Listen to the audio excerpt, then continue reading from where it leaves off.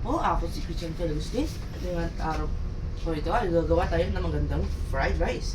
So ito po yung mga ingredients po ay we have the onion leaves, we have ham, the garlic, and we have the our egg and salt, soy sauce, and of course, the rice.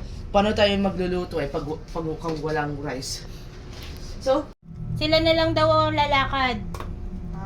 Sila na lang daw ang lalakad. Dahil ayaw. paano ba yung iklog, May? Huwag ka na pumasok Ayan, dito. Okay, tapos beat mo na. May, paano itong iklog? Mamaya na yan, okay lang. Isama na lang sa... Alis. Andyan na. Iaano muna yan eh. Ipiprito mo ng konti Ito na lang yun, man. para nakikita. Ito na nga yung binibit niya. So next natin po ay maglalagaw ng ano, na nalagyan natin ng oil. Ayan. Wait lang. Sasarado ka muna.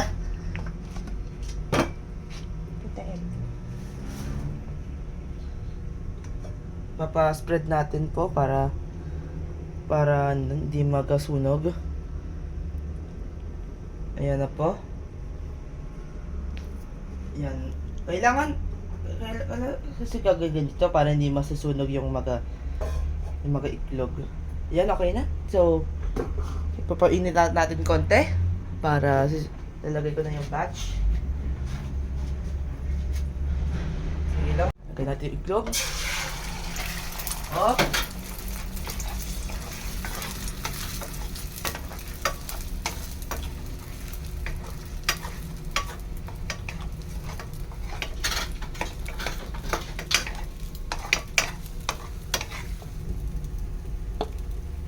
Ayan, salamat, nanay. Sakto yung binili eh. Tama na. Okay lang muna ang ham. Mamaya muna. Walang nasayang. Yan, lalagyan natin ng ham para... Mas, yan yung... Kung guys, gagawa kayo ng fried rice, pwede naman kayo lalagyan ng kahit anong toppings. Huwag lang chocolate. Kasi, rin naman yung mga tao.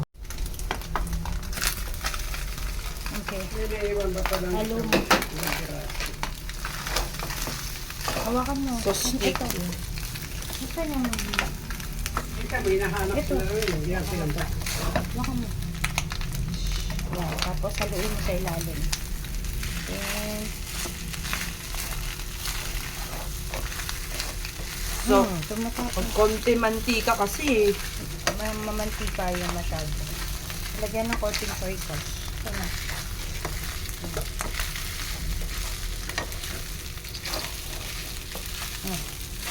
Konti lang. Saglit. Ako na?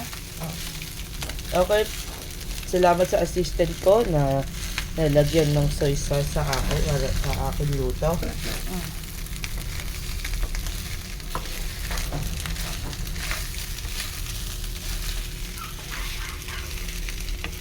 Para matapon. Yan. First time ko kasi na nagluto tong fried rice. Get used to it. At saka may magluluto. At saka magluluto pa tayo dun sa pork grading. Hindi mo na yan. Yung green mo. Say, banda. Okay, time for the onion.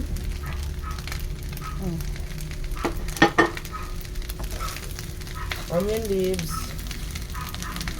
Papakita mo pa kumakain. Ikaw. Ikaw na.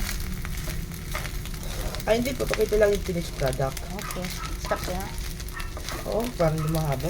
Yung fried rice na po natin, na ilalagay natin dito sa plato. Ang init tingnan mo. O yun hindi na ibang kulay. Okay. Dahil kasi nalalagyan natin ng konting soy sauce, kaya nakaibang kulay. Handa. Ay. Okay. Okay na. Pakita mo yung fried rice sa mukha mo.